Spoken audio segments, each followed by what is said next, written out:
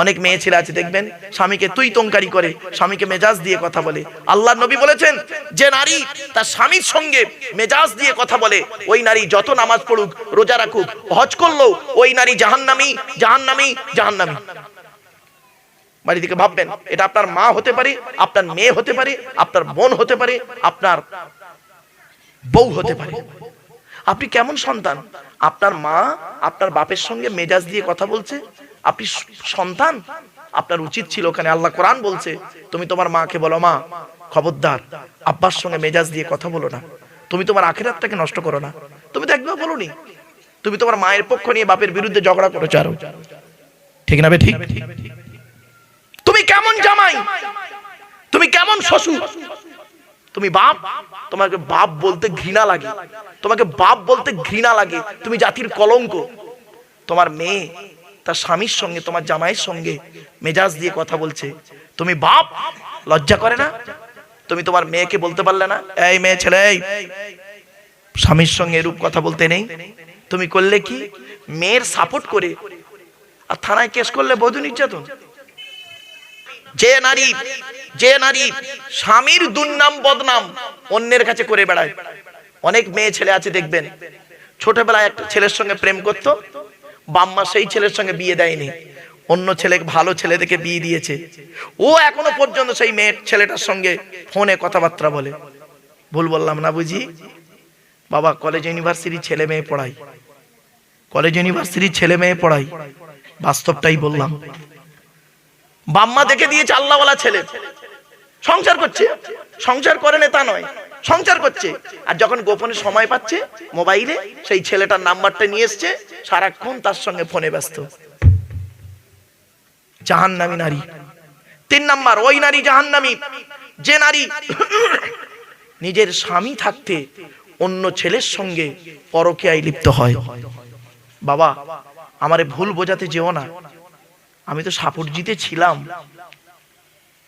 Flat ছিল গো বাপ, সাপুরজির flat বাধ্য হয়ে ছেড়ে দিয়ে চলে গেলাম। এই পরিবেশটা কম বেশি আমার অজানা নয়, অজানা নয় বাবা, আমাকে বোঝাবেন না আপনারা, আমি প্র্যাকটিক্যাল করা মানুষ। নিজের স্বামী থাকতে স্ত্রী করছে কি জানেন? অন্য ছেলের সঙ্গে টাকার লোভে নিজের সতীত্ব নষ্ট করে দিচ্ছে, ওই নারী জাহান্নামী। আল্লাহর নবী বলেছেন যে নারী তার নিজের সতীত্বকে স্বামী ছাড়া অন্যের কাছে পরকীয়ায় লিপ্ত হয়, ও নারী জাহান্নামী। আল্লাহ রাসূল বলেছেন, আল্লাহ পাক বলছেন, স্বামী স্ত্রীর মাঝখানে যখন তৃতীয় ব্যক্তি আসে, সুযোগ নিতে আসে, সে হয় টাকা, হয় টাকা, আর্থিক, দৈহিক, মানসিক, শারীরিক। আমার ভাষা বুঝতে পারছেন আপনারা? স্বামী স্ত্রীর মাঝখানে তৃতীয় ব্যক্তি যখনই আসবে জানবেন 4টে কারণ তার থাকবে, হয় শারীরিক সম্পর্ক করবে, নয় আর্থিক, নয় দৈহিক, নয় মানসিক সম্পর্ক করার জন্য। ঠিক নূহ নবীর স্ত্রীর মতো। নূহ নবীর স্ত্রী নূহ নবীকে কি বলতো? হুয়া মাজনুন, উনি একটা পাগল, ওনার ধারে বাড়ি যাওনি, ইত্যাদি নূহ নবীর স্ত্রী বলতো। তো এখনকার স্ত্রীরা দেখবেন এই বয়স্ক লোকেদের স্ত্রীরা, মানে বুড়িরা দেখবেন ওই পাগল টাগল বলে একবার করে চাপা দিয়ে দেবে না। বাপ নূহ নবী কাঁদলো 950 বছর। লাস্টে আল্লাহর কাছে কি বললো শুনবেন? আল্লাহর কাছে সূরা নূহ আছে, আল্লাহর কাছে বল, আল্লাহ এদের কাউকে ছেড়ো না, এদের কাউকে ছেড়ো না, গজব দিয়ে শেষ করে দাও। তারপরে বলছে নূহ এই কথা বলতে পারলে আল্লাহ, এবার নূহ নবী বলছে, আল্লাহ এদের যদি ছেড়ে দেন, এদের সন্তানের সন্তানগুলো বেরোবে, তারাও আমাদের ক্ষতি করবে। মানে এত রেগে গেলেন নূহ নবী। আল্লাহ পাক বললেন, নূহ আমি ওদের দেখছি কি করতে হয়, আমার বাপেরা। নূহ নবী ধৈর্যের পরিচয় দিল। এবার আসছি আইয়ুব নবী 18টা বছর রোগে ভুগলো। কত বছর বাপ? 18 বছর রোগে ভুগেছেন আইয়ুব নবী। ভোগার পর 18 বছর আল্লাহর ধৈর্যের পরিচয় দিতে হয়েছে তাকে। গ্রামের লোকেরা তাকে ভৎসনা করলো, অনেক কিছু করলো, সেই ধৈর্যের পরিচয় দিতে হয়েছে। গুরুত্বপূর্ণ কথা, বাড়ি থেকে একটু ভাববেন। কি? চলুন টু দি পয়েন্টের উপরে। আগে আমরা প্রথমে জেনে নিই আল্লাহর পরিচয় হলো 4টে। কটা বললাম বাবা? যতদিন বাঁচবেন বাবা এই কথাগুলো মনে রাখবেন। এ দুনিয়াতেও কাজে লাগবে, আখিরাতেও কাজে লাগবে আমার এই কথাগুলো। আল্লাহর পরিচয় হলো 4টে। কি কি? আল্লাহ নিজেই বলছেন, কুল নবী তুমি বলো, হু আল্লাহু আহাদ, সে আল্লাহ হলেন একক। 2 নাম্বার আল্লাহু সামাদ, আল্লাহ হলেন অমুখপেক্ষী। আল্লাহ কারোর মুখপেক্ষী নন, সারা পৃথিবী তার মুখপেক্ষী। 3 নাম্বার লাম ইয়ালিদ ওয়া লাম ইউলাদ, আল্লাহ কাউকে জন্ম দেয়নি, আল্লাহকেও কেউ জন্ম দেয়নি। 4 নাম্বার ওয়ালাম ইয়াকুল লাহু কুফুয়ান আহাদ, আল্লাহর সমকক্ষ কেউই নেই। এই হলো আল্লাহর 4টে পরিচয়। আচ্ছা, এই যে সূরাটা আমি পড়লাম, এটা আপনাদের অনেকের মুখস্থ নেই, আছে তো? তো আমি পড়লাম কেন আবার? শুনে নিন। এইটা যে আল্লাহর পরিচয় 4টে, এটা প্রমাণ বলে দিলাম। এই 4টে আয়াত থেকে 4টে ধর্ম বেরিয়েছে। 4টে আয়াত থেকে 4টে ধর্ম বেরিয়েছে। ইহুদি, খ্রিস্টান, মুশরিক, মুমিন, 4টে ধর্ম এই 4টে আয়াত থেকে। এর ব্যাখ্যা এত বিশাল বড়। এই সূরাটার গুরুত্ব কিরকম দেখবেন। আল্লাহর নবী বলেছেন, কোন ব্যক্তি যদি 3 বার সূরা ইখলাস পাঠ করে, 1 খতম কোরআন শরীফ পড়ার সওয়াব আল্লাহ লিখে দেবে। সুবহানাল্লাহ। ভাবতে পেরেছেন? এই সূরাটার গুরুত্ব এত বেশি, এই সূরার এত বড় ক্ষমতা। যাই হোক, আল্লাহর পরে স্থান হলো নবীদের। নবীদের পরিচয় হলো 3টে। কটা বললাম বাপ? যতদিন বাঁচবেন এগুলো মনে রাখবেন, খুব গুরুত্বপূর্ণ জিনিস এগুলো। আমি ইচ্ছা করলে না বাবা, ইতিহাসের ওয়াজ একটা ঘটনা ধরলে অনেক 2 ঘন্টা হয়ে যেত আমার। কিন্তু এই কথাগুলো কেন বলছি? নিজের ব্রেনটাকে খোলার জন্য। ব্রেনটাকে খুলুন না, কোরআনটাকে একটু পড়ুন না। বাংলা মানে বের হয়ে গেছে কোরআনের, কোরআনটা কি বলছে একটু দেখুন না। বেকার বসে থেকে লাভ কি আপনার? উচ্চ মাধ্যমিক নেবে 20,000 টাকা, আর বিএ পাস সার্টিফিকেট দিলে 30,000 টাকা নেবে, আর 50,000 টাকা দিলে এমএ পাস পেয়ে যাবে। তাহলে মোট কত টাকা খরচা হচ্ছে? 1 লাখ টাকা খরচা করলে বিএ পাস, এমএ পাস, আবার বিএডও পেয়ে যাবে।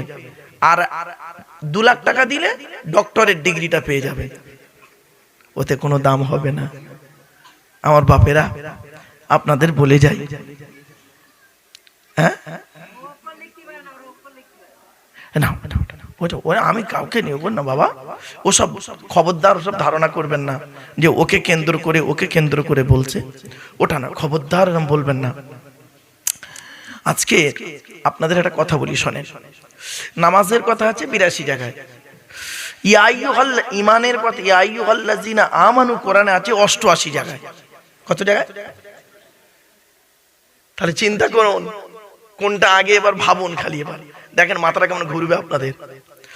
তাহলে নামাজের কথা 82 জায়গায়, লেখাপড়ার কথা 92 জায়গায়, ইমানের কথা 88 জায়গায়, আর ধৈর্যের কথা শুনবেন 104 জায়গায়। জোরে বলুন সুবহানাল্লাহ। কত? 104 জায়গায় আছে। আল্লাহ বলেছেন ধৈর্য ধারণ কর।